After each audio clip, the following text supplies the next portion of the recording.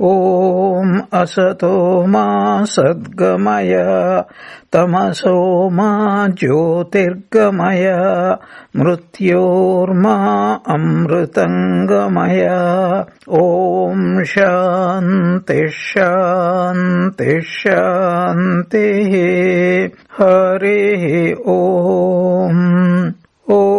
प्रपन्नपारिजाताय स्तोत्रवेत्रैकपाणये ज्ञानमुद्राय कृष्णाय गीतामृतदुहे नमः। सर्वोपनिषदो गावो दोग्धा गोपालनन्दनः पार्थो वत्सः सुधीर्भोक्ता दुग्धम् गीतामृतम् महत्। वसुदेवसुतम् देवम् कंसचाणूरमर्दनम् देवकी परमानन्दम् कृष्णम् वन्दे जगद्गुरुम्। मूकम् करोति वाचालम् पङ्गुम् लङ्घयते गिरिम् यत्कृपातमहम् वन्दे परमानन्दमाधवम्। Let me summarize what we have been discussing for the last nearly 1.5 years. Arjuna was in a dilemma. That means he was terribly in a miserable condition. That is why the very first chapter is titled as Arjuna Vishada Yoga. We need to remember why this first chapter in a spiritual book is called Vishada Yoga, because that which brings us nearest to God is only one. Happiness rarely, if at all, brings us to God. It is only unhappiness, suffering, misery. And that's what Arjuna represents. Each one of us have to go through life through misery. This whole world is a battlefield. Our life is a battlefield. And we are fighting against what? Two. Sukha as well as dukkha. This is called dvandva. Dvandva means duality. Our greatest enemy is Maya, ignorance. Maya manifests in which form? Only in two forms. Maya comes in the form of happiness as well as unhappiness. Everything in this world, in our life, is full of these only two. Good, evil, life, death, light, darkness, happiness, unhappiness. Every minute these are altered. That which is changing is called Maya. And by definition, duality means what? That which constantly changes. Happiness into unhappiness, life into death, and death into life. This is one point we have to remember. Other religions, they do not usually officially accept that there is life after death. There is, but only one life. Judgment day they will be waiting. That is very irrational type of idea. For Hindus, Buddhists, Jains, this idea of reincarnation. That means what?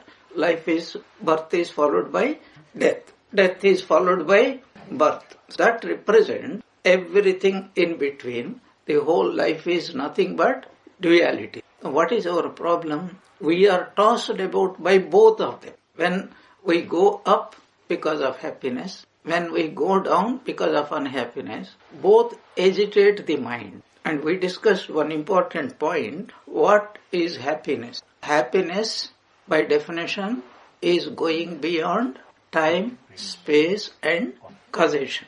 And what is it to go beyond time, space and causation?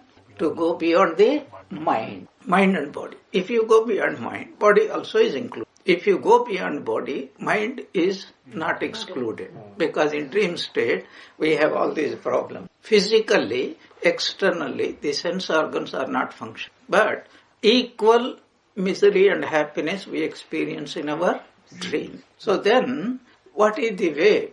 What is happiness? Momentarily, we forget time, space and causation. That means we go beyond the mind. When we go beyond the mind, there is no duality. When there is no duality, that state is called what? Non-duality. And there is no two, and that is the goal of life. That is the ultimate solution for every problem of life. what is it that everyone is seeking really? Every creature is seeking only one thing, but we put it in two ways. Dukkha nivritti, ananda prapti. We want to avoid any type of misery, even the smallest type of misery. We tolerate. If a mosquito sits on us, then it is not too painful, but we don't want it. And ananda prapti. We want constant happiness. How much happiness? Two expressions we give. Infinite happiness and eternal happiness. Infinite happiness means every second. Eternal happiness means for all time. What is the meaning of infinite happiness? Because whenever we experience happiness, it is always limited. Limited in, suppose I am seeing something very nice, but all the other sense organs may be starving. Suppose you are eating something. Maybe it is very hot.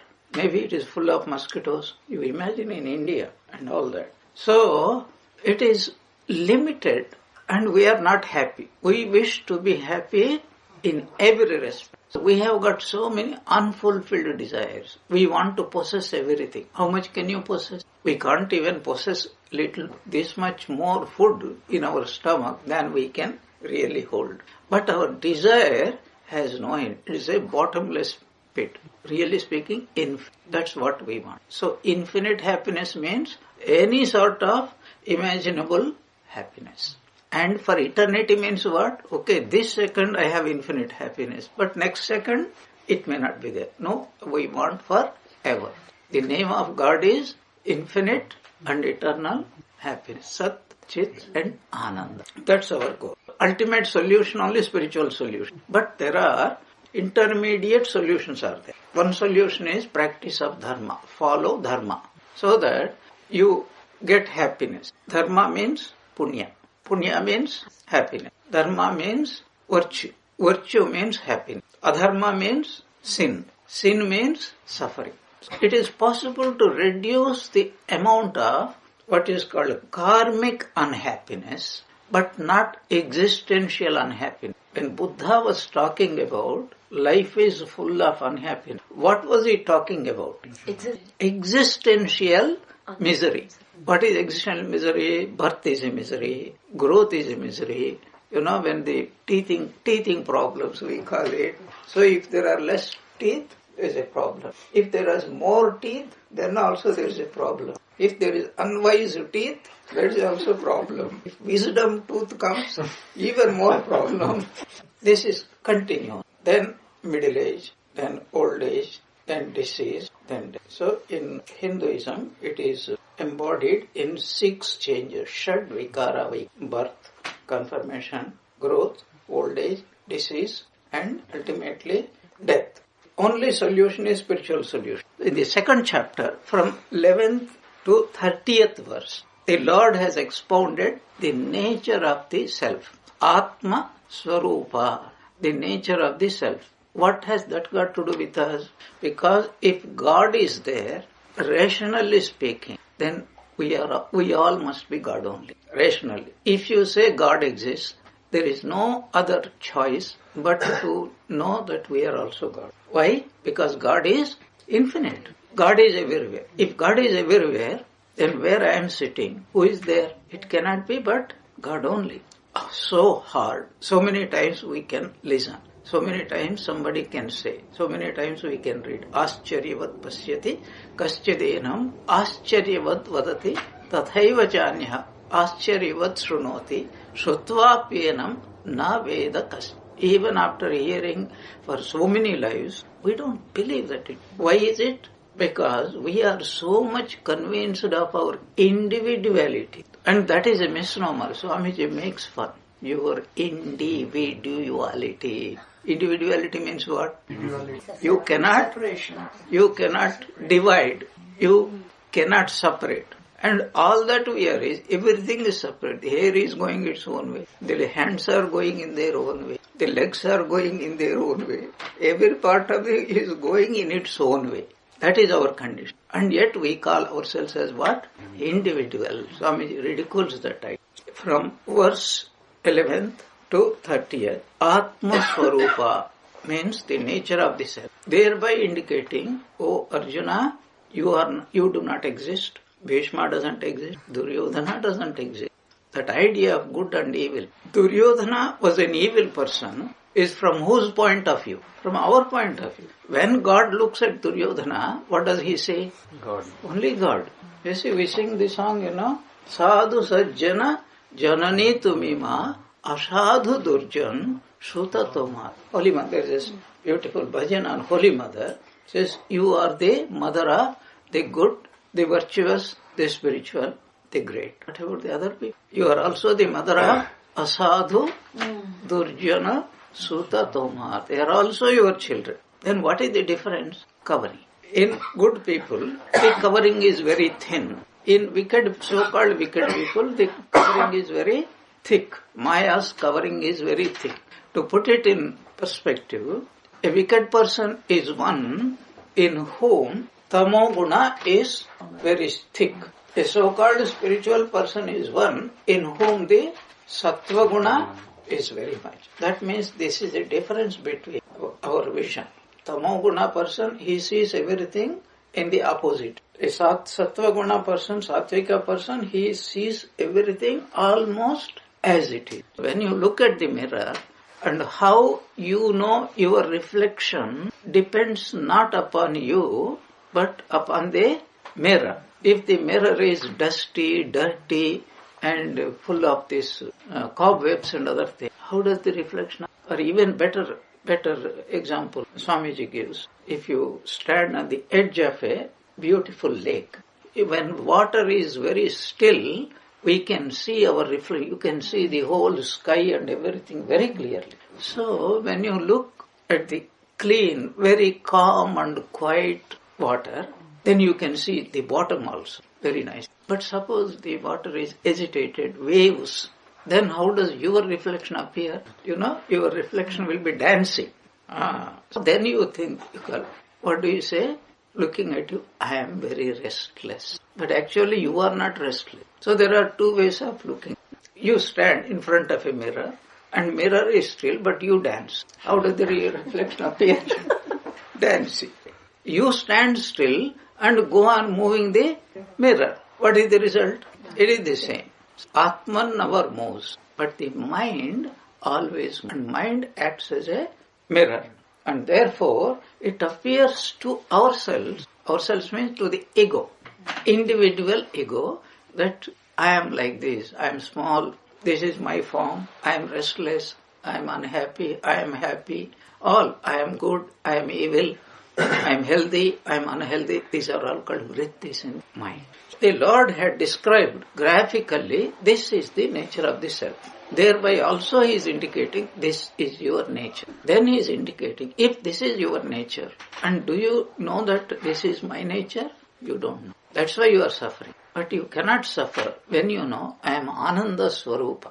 This is what we call Chidabhasa. Vritti means thought. There can be no vritti without the reflected consciousness plus whatever idea of an object. Both of them combined. There could be no thought without consciousness. After describing the Atma Swarupa, that's our goal, ultimate goal.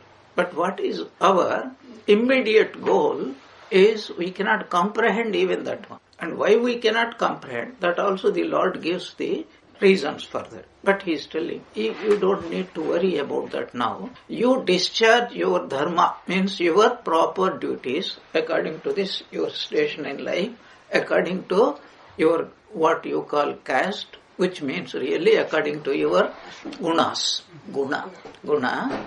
And if you do it in a particular way, proper way, then you will slowly progress towards the higher concept. And let me discuss about this point. Verse 31 and 32, the Lord is eulogizing Swadharma. Swadharma means one's own duty. Each one of us have got our own duties. A wife has a duty, husband has a duty, children have duty, teachers have duty, swamis have duty. Everyone, we have our own duties. The only person who doesn't have a duty is one who doesn't have ego. A realized soul doesn't have any ego. If at all you have to call his ego, he says, I am God. To say I am God is not an ego. You know why? To say I am so and so is to separate myself from everything else. Individuality comes. To say I am all is no ego, because to whom is he going to tell? God cannot tell that I am somebody, because he is the only one.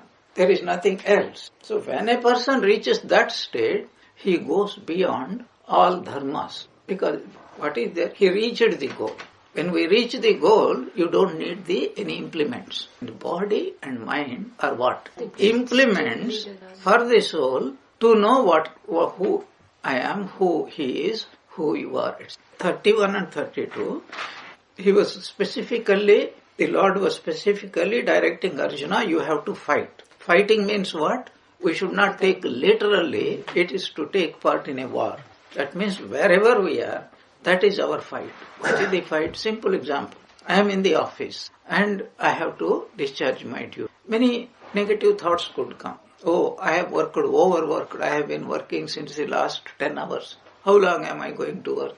And then the boss is very bad, etc., etc. Negative thoughts stop. And yet you cannot go.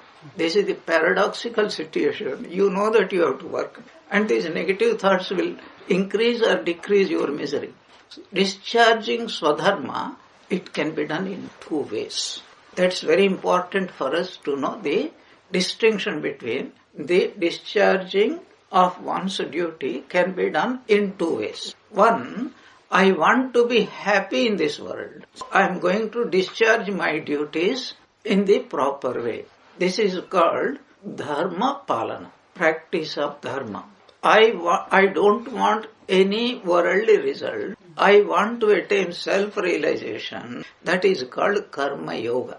Karma and Karma Yoga, these are the two ways. The Lord has been telling Arjuna that at least do the karma. Karma means your discharging of the proper duties. Then also what happens? Two things will happen. When we lead a righteous life, when we discharge our duties in the proper way, but with the idea of enjoying this world, two things will happen. First, we get happiness, because the inevitable result of dharma is punya. Dharma produces punya. Punya translates itself into happiness. What does punya do? What does papa do? You understand? Punya means virtue, papa means sin. What do these really do? Punya is the ability of the mind to make oneself happy under any circumstance. Whether you have things, you don't have things, it doesn't depend. This is a well-known thing. A man with a lot of things could be very unhappy. And a person with very few things could be very, very happy. Like the story of the king. Very briefly, there was a king. He was very unhappy. He had everything but was very unhappy. So he called his ministers for a meeting, emergency meeting, and said, find out a way how I can be very happy. And they came with the idea, you, O king, you must find a person who is most happy in this world and put on his clothes. Immediately the king sent his soldiers in the four directions to find out a happy person. After 6 months of search they came. King asked, did you find a happy man? Said, very happy man we found. Where are his clothes? They said he had no clothes. Very beautiful story, meaning even a person having nothing could be extremely happy. That is what quite a number of wandering monks. Even Nangta, Sri Ramakrishna's teacher, what was he called? Nangta. Nangta means what? Naked. There are no clothes. There are so many sadhus, Kumbh Mela time is a big festival. You can see hundreds of these people. A person who has practically nothing could be very happy, or it doesn't mean a person who has things is not happy. He could be also happy. Depends upon the punya. A king, Janaka Maharaja, very happy. Or a person who doesn't have things could be very unhappy, and a person who has plenty of things could also be very unhappy. What is the point? Happiness, unhappiness have nothing to do with what one has. And when a religious person tells this, people do not usually believe. But when psychologists tell us, then the people will believe. Yes, there was one very great social psychologist. He wrote a most wonderful book. The title of the book is To Be or To Have. Eric Fromm. To Be or To Have. So the summary of his book is very, very simple.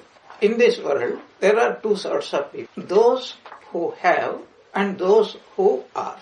The analysis at the end is everything depends upon what a man is and not what a man has. He outlined how we can also achieve that state where what we are is the only thing that counts. And that's what spiritual life is all about. It's nothing to do. You have things, you don't have things, you are married, you are not married.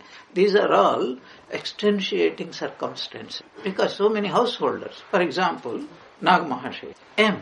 Ramchandra Datta, these are shining examples. They are householders. At the beginning they are all involved, but by following Sri Ramakrishna's footsteps, they became exemplars of how a person could be Ananda Swarupa, not Sukha Swarupa. That is what the Lord wants. What is the point we are discussing? What is Punya? The ability to be happy whether we have things or not. What is Papa? The contrary. So if anybody commits sin, then what happens? Suffering is the inevitable result. The Lord is advising Arjuna, you discharge your duties from these two standpoints. What is it? If you want to be happy in this world, then also you have to discharge your duties properly. But if you want eternal happiness, infinite happiness, which is called spiritual life, then you have to practice what is called Karma Yoga. What is the first one? Dharma Yoga. Because karma, that word can bring in negative understanding. Dharma Yoga is for happiness in this world. Karma Yoga is for realization of one's nature and to be eternally and infinitely happy. Now, the next point is, if someone believes in the scriptures, because even to perform Dharma Yoga, practice Dharma, he has to have faith in. Why is it? Why? Because we know that life is very short here. For that you don't need any scripture. How many people every day they are dying because somebody shoots, somebody runs a van, somebody runs a truck and somebody throws a bomb. Every day we get the news. What is the implication? That life is very unpredictable. So now, supposing a person really wants to take up the life of Dharma, I will be truthful, I will be honest, I will be sincere, and I will discharge my duty. Does it guarantee immediate happiness? It doesn't. Because that's why we say good people, goodness creates a lot of suffering. Seemingly, most of it. Whereas wickedness produces immediate gratification. No, I don't say gratification. Some profit. He can get money. Happiness is totally different issue. This creates doubts in us that if there is a God, why is it that we can't see wickedness punished and goodness rewarded? Now that is where the scriptures have got a lot to say. We already discussed very extensively, very briefly what it means is that we have to believe in the law of karma. What does that mean? I am what I am now because of what I did in the past. And because of what I did in the past, if I am now in the condition when I am suffering, then any amount of good that I do right now will not produce immediate happiness, but it will produce happiness at the right time. It could be in this life, in future, or it could be in next life. We don't know. In a similar way, the people who are evil people, wicked people, when they are enjoying something, you should not attribute causal relationship that because they are doing wrong thing, they are able to enjoy. In our mind, that strong idea to have things is to be happy, and not to have things or money, etc., is to be unhappy. Somehow it gets stuck in our brain, which is not absolutely no causal relationship between things and either happiness or unhappiness. But there is a causal relationship between punya and papa. Causal relationship. The moment you are dharmic, you should be very happy. If you are not happy, but you are doing dharmic, so-called dharmic, really there is a conflict. Dharma is a state of the mind, as I said. Punya is a state of mind where we derive happiness in spite of everything. If we don't have faith in the scripture, and the scriptures are always talking about, especially Hindu scriptures. When I mean scriptures, I mean only specifically Vedas. They are talking about past life. They are talking about also future life. If we don't have faith, we will not find justice, and then we are not likely to take up what you call dharmic act. With this background, what happens when a person observes dharma karma? First of all, because of his dharmic way of life, he is accumulating punya. And what does punya do? It only brings, there is a problem. So dharma is like topping up your mobile phone. How long will it work? Every time, that your happiness gets exhausted, you have to top it up. It has got a special quality, special result. Do you know what is the result? Because we are following the scriptures, very slowly it purifies our mind. Then that purified mind means what? Slowly we are evolving from a state of tamas to a state of sattva. A time will come when we become jignasu. Jignasu means what? Inquirers into truth. It is then we say, I had enough of life. I experienced both happiness and unhappiness. What now? A time will come. Definitely, it's not a question of choice. It will come. So at that time, what does the person do? He still continues to do the same dharmic activity. But now, he says, I do not wish any worldly end. I wish only spiritual progress. That is what the Lord is telling, these 2 points. For those who do not take to the exclusive spiritual life, what is the next step? That one has to discharge one's duties slowly, and it will purify the mind, etc. But there are people who do not believe in that also. Then the third stratagem, the Lord is giving, at least Baba, you don't believe in God, you don't believe in future life, you don't believe in dharma or punya or swargaloka, but okay, but at least do you want to live with a bad name in this world? Therefore, discharge your duties, at least for the sake of being, others' opinion about you would be that he is a good person, nice person. If at least this good name you have to live. Now the point is we are all living with this kind of opinion. So I also gave the example. When this Sharatha didn't want to grant 2 boons to Kaikeyi, then she tried. Then she brought out this strategy that in your whole lineage, no king had ever given a word and then gone back on it. You will be creating history.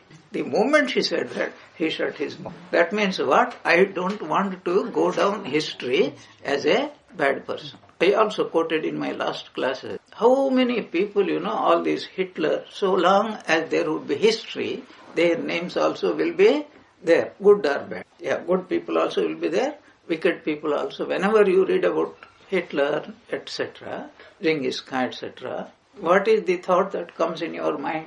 Good or bad? You see, the same thing can happen to us also, to any one of us, if we lead a really bad life. Even if nobody knows, God knows what we are doing, and then what is the result? We will be very unhappy. This was the third tack Krishna Bhagavan has told. At least, Baba, your enemies will propagate your name in the 4th estate. Understand? 4th estate means TV, newspaper. Duryodhana was the government. So they will use all their advertising strategies that Arjuna had run away. They would not know why you run away. This was the advice Sri Krishna has given to Arjuna. Then, this is verse 33 to 37, that not discharging one's duty is very blameworthy. You should do it. Then also, you should not run away from the battle. Whatever happens, hatova prapsase swargam. If you defeat your enemy, if you die in battle, you will go to heaven. If you win, then you will enjoy here. Tasmat yuddhaya krita nischaya uttishta. Therefore, get up and discharge your duty. Then, 30th to 40, the Lord has hinted at karma yoga. And so that is what we discussed in our last class. What is that? Sukha dukkhe samay kritva labha labho jaya jayo tato yuddhaya yujyasva na evam papam avapsyasi. Whenever this word papa comes, substitute it with suffering. This is the way not to suffer. What is it? First of all, it says sukha and dukkha. Labha and alabha. Then sukha, dukkha, gain and loss.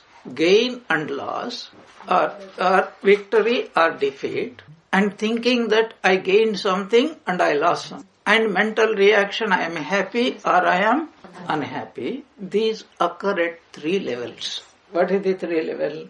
In this world, we may gain something, we may lose something. We may get something, we may lose something. This is a physically something that could happen. If it happens in our mind, the moment we come to know, thoughts arise. What is the thought? Today I gained something, today I lost something. Up to this, there is no problem.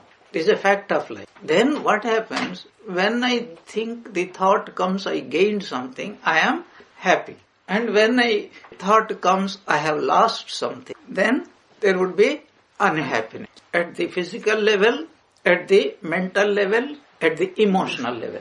All the time, our minds, our personalities are working at these 3 levels. This is the event that is happening, these are the thoughts that are arising, and this is my reactions. And if you become a victim to these things, you can never become a karma yogi. The Lord is hinting at that if for getting the realization of God, what is the way to do it? Sadhana. Sadhana means spiritual practice. Spiritual practice means what?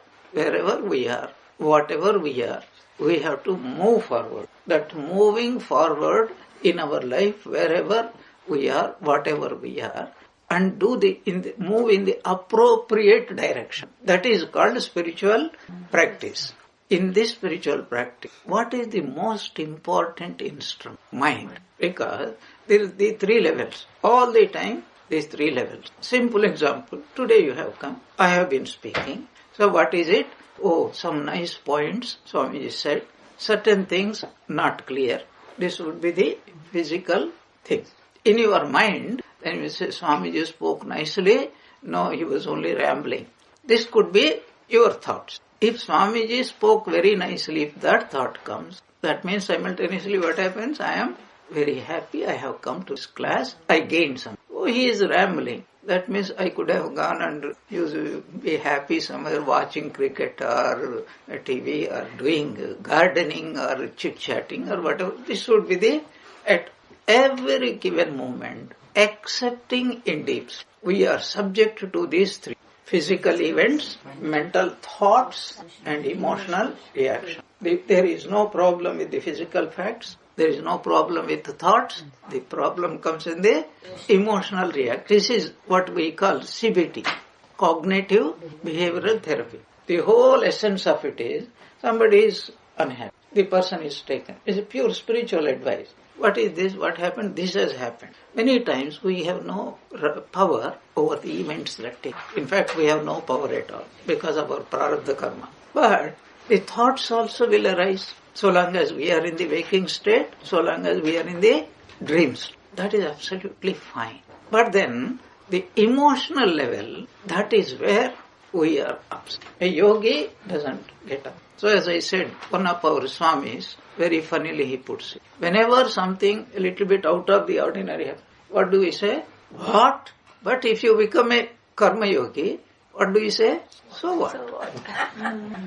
Oh, I won 50 million pounds. Somebody can have heart attack. What? But if he is a yogi, so what? For everything, happiness, unhappiness, any event, he doesn't react. He reacts, not that he will be unhappy, he will be a stone. He is always happy. So that is what we need to achieve. That is what the Lord is telling, that for you, you have to start to do karma yoga. For that he gave a hint. What is the hint? Sukha dukkhe samay kritva. Labha labho jaya jaya. Sukha and dukkha, emotional level. Labha and alabha, mental level. And to gain something and to lose something at the physical. Jaya and apajaya. It at the physical, gross level. I won, I didn't. win. Means I got something, I lost something. Physically. Thoughts, I gained something, I lost something. Emotional level, I am happy, I'm unhappy. What should we do? Same kritva. Means you be balanced, equanimous. Samatvam yoga uchyate. Samatvam is called yoga. From verse 41 to 45, the Lord is urging Arjuna.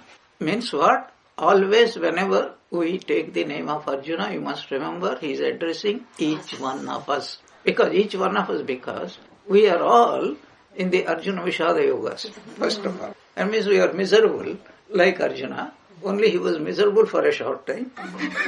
We are miserable for a long time. Second is we are all potential divinity. Therefore, today or tomorrow, consciously or unconsciously, we are all moving towards. What is the way? Practice yoga. What yoga? Karma yoga. Why karma yoga? Because already we are involved in activities. You are a housewife, so you have got certain duties to do it. You cannot escape them. But can you escape from the influence of sukha and dukkha? Yes, that is what is called practice of yoga. Keep the mind, everything. Enjoy everything. But keep the mind equanimous. Don't move up and down. That is called practice of yoga. Now, verses 46 to 53, Karma Yoga in brief, a little more elaboration. Then verse 54, the most beautiful question by Arjuna. Having heard all this, what is the first thing? Supposing somebody goes on telling you about spiritual glory, the glory of spiritual life. And it's most wonderful to hear about it. Next, Swami, have you ever seen a person who really actually existed, who attained to this state?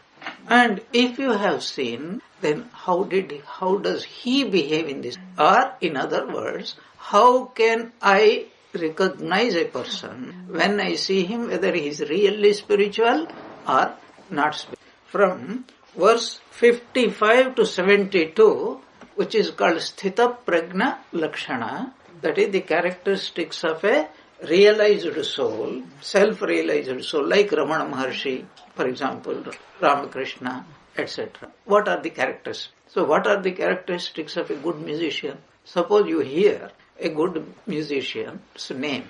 Somebody praised that person. How do you know he's a good musician? Ultimately, there must be some characteristic. Yes, he knows the Raga Swarupa, in fact the 6 things. Shruti, Bhava, then Sahitya and Raga, and the Shruti, Laya and Tala. Bhava means feeling. Last time I expounded. Then what is the Sahitya, the lyrics. Then Raga, it must be tuned appropriately to express that particular emotion. Then Shruti.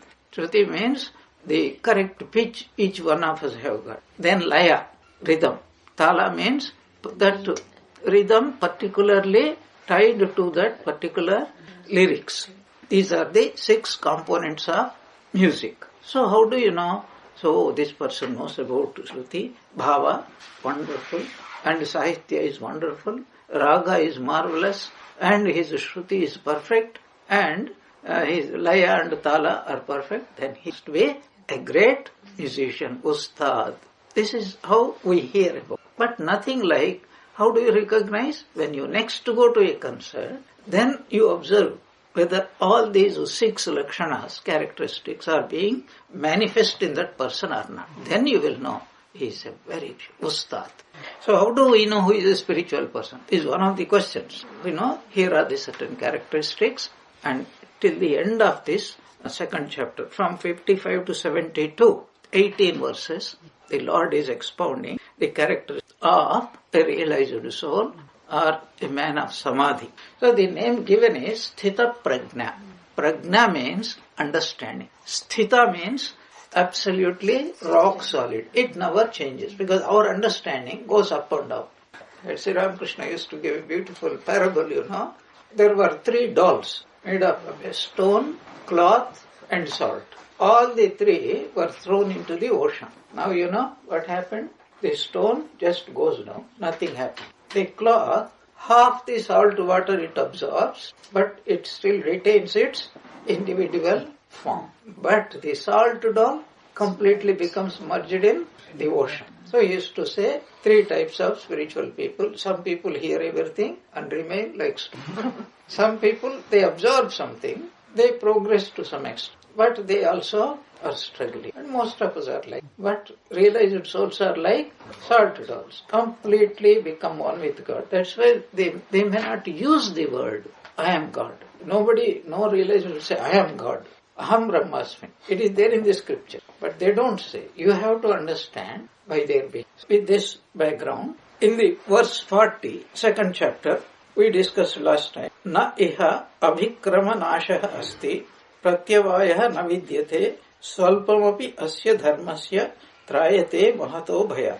In this, means in this practice of karma yoga, there is no loss of effort. That means even if you do little, it won't stop giving you the results. For example, if you are appearing for an examination, you studied well, entered into the examination hall and answered only the first question, 63 other questions are left out, you come out. What would be the result? A big purna.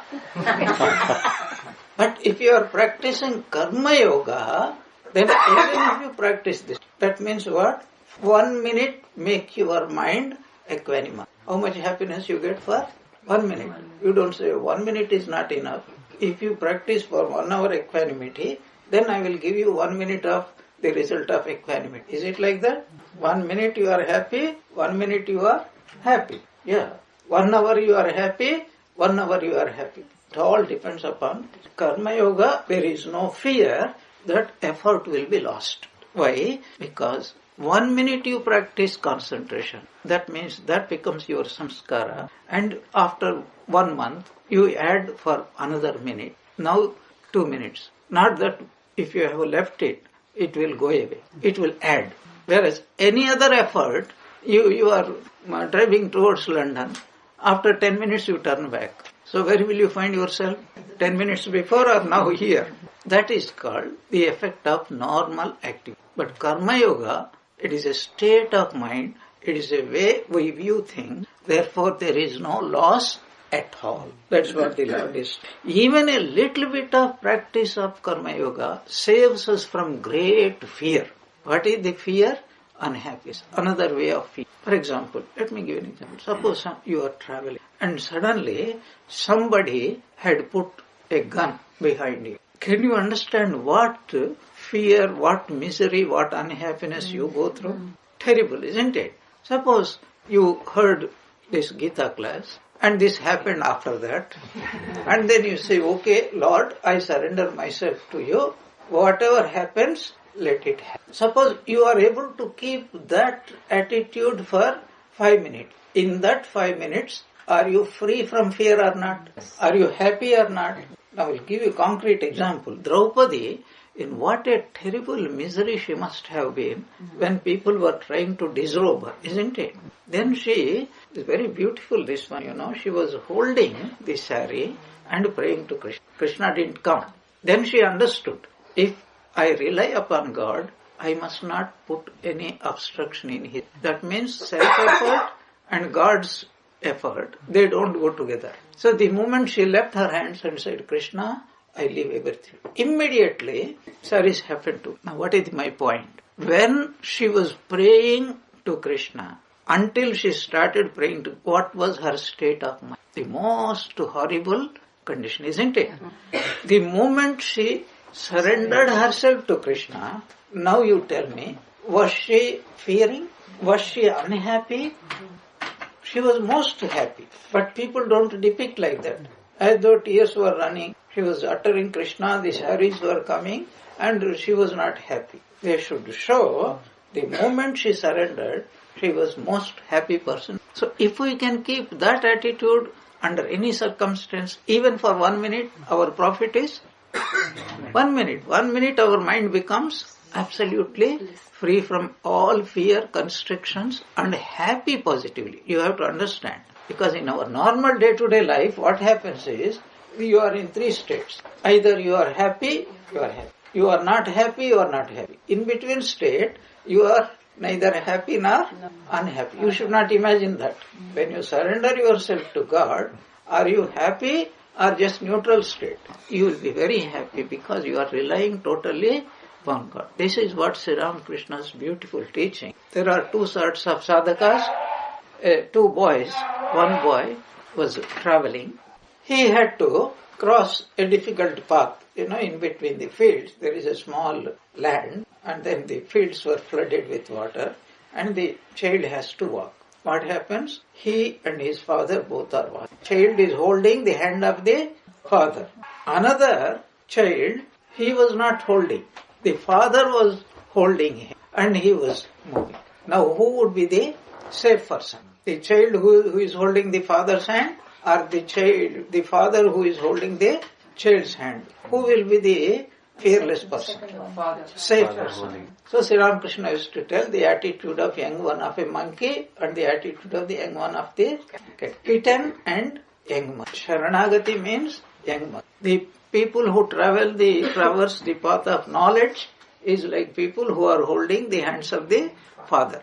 And the people who are completely surrendered is like the father who is holding the hands of the child. Swalpamapi asya dharmasya trayate mahatu. Even little bit of spiritual practice helps and saves us a great lot. That is what we have discussed in our last. Then from verse 41 and I think up to verse 37, the Lord is verse 45, condemning what is called ritualism.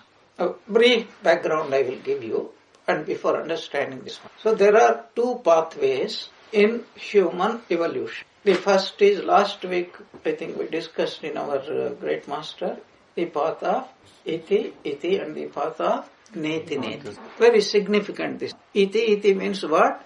Devotional path. So devotional path, self-surrender comes, etc. and then we progress. But a time will come then God Himself will take us and then take us to the highest. Now here in the practice of Karma Yoga doesn't start whenever we want. Karma Yoga has to start first of all with the practice of Dharma. That means discharging our duty. That is why this Karma Yoga are two types. Most people will not teach you two types of Karma Yoga, only one type. What are the two types? Sakama Karma Yoga and Nishkama Karma Yoga. Sakama means what? A person is a devotee. He believes in God. He has got some worldly desires, but he practices Karma Yoga. What type of Karma Yoga? Sakama Karma Yoga. That means what? Oh Lord, I rely upon you. You are like my mother and father, and I pray to you. Whatever you think is good for me. He is not free from worldly desire. But yet, he is not like a worldly person. He believes in God. He surrenders himself to God. His prayer is, if you wish, you fulfill my desires. And that is the lower path. Sakama Karma Yoga. Why did they say it is Karma Yoga? Sakama cannot be Karma Yoga. That is what most people think. That is because thinking is not there. Nishkama Karma Yoga is not possible for us. It is only possible for God. Or God realizes. Nishkama means what? I don't want anything. What is the difference? The people who claim that they are practicing Nishkama Karma Yoga, it means I don't want any worldly result, Baba. I want you. I don't want 100,000, 1 million, 1 billion. I want infinity. Who is more selfish? Sakama Karma Yogi, less selfish. Nishkama Karma Yogi, he wants no less than God who is infinite. Humorous way of putting it. But really speaking, we all have to start Sakama Karma Yoga. That means it requires certain conditions to be fulfilled. What are the conditions? First, we must have faith that scriptures are. Second, we must surrender ourselves to God. Third, we must practice to the best of our capacity to discharge our duties correctly in the right way. Fourth, we have to offer these things to God. And fifth, we have to wait for God's grace to bestow whatever we deserve. This is also Sakama Karma Yoga. What is the difference now? You have to be clear. Sakama Karma Yoga means I have a desire for certain worldly enjoyment. I do everything right. I offer it to God, but I depend upon God's grace for the fulfillment of my worldly desires. For example, Dhruva. Dhruva prayed to God, Narayana, isn't it? What did he want? He started with Sakama Karma Yoga. God came. And the moment he saw God, he forgot all about it. He said, he became Nishkama Karma Yogi. He said, now I don't want anything. Then the Lord said, I will give you whether you want it or not. Because this will encourage people who do not have that much of pure mentality. Then he said, this Dhruva had done so much austerity. What did he gain? It's all waste. So let us not waste our time. He found out after wasting time, and I am wiser. I don't want even to start because I know it is useful. But the moment they see that you performed austerities and you got something very high, that very moment they will also, oh, he got it. How did he get? By surrendering himself to God. And therefore people will be encouraged. I will give you an eternal kingdom. This is called Dhruva Rajya. Dhruva Nakshatra we call it. This is this Sakama Karma Yoga, lower Karma Yoga. In course of time, if we practice it, and there is no choice, you can't choose, now shall I take number 1 or number 2? It is like step number 1 and step number 2. Then you enter into Nishkama Karma Yoga. What is Nishkama Karma Yoga? I don't want any worldly desire results. I want only spiritual enlightenment. By your grace, I want to know what is my true nature. There is a desire. This is called mumukshuta, intense desire for liberation. This is the desire. But true Nishkama Karma Yoga is not possible for anybody who is a sadhaka. It is possible only for a realized soul, not jignasu, for a gnani, realized soul, because he has attained everything. So whatever he does, it is all for the welfare of the world. And in fact, we say that. We should say that. Because when a person has merged in God, then who operates through that body-mind? Only God. There is no individual there. There was no Sri Ramakrishna, there was no Ramana Maharshi. That's why when Ramana Maharshi was about to pass away, the devotees were very sad that they won't be able to see. His reply was, where do I go? Until this time, I was confined in this body. Now, I will be even more manifest. In Dharma Yoga, you don't need even to bring in equation of God. You just know that this is the right thing to do and you just do. But then, as I said, it is almost impossible to practice Dharma Yoga without faith in the scripture. The moment you have faith in the scriptures, 3 things come into equation. First, there is a God, and secondly, there is a life after death, and there is also future life is there. All the 3 come into equation. But then, he may not explicitly say that I believe in God. Because there are so many people who do not believe in God, who do not believe in afterlife, but they are highly principled people. They will never do anything wrong knowingly. Quite a number of people are there. And they are far superior to so many people who claim they are spiritual or religious and then going on doing all akramas. How do we know? 99 fellows that come to the Tirupati, in their hundi, what are they putting? Nothing but black money. And God is the biggest machine to turn it into white money. Then the Lord is condemning the people. So, just I will give you introduction in this class. There are people who believe not in spiritual life, but in enjoying this world, both in this life and after death. In this life means in future. After death means going to heavenly world, etc. And we are all like that. As I mentioned, it's not that from the very beginning we become spiritual. We progress gradually towards. The Vedas are divided into 2 parts. It is academical division, not real division. Academically, the people divide in. First part is called what? Karma Kanda. Second part is called what? Gnana Kanda. What is Karma Kanda?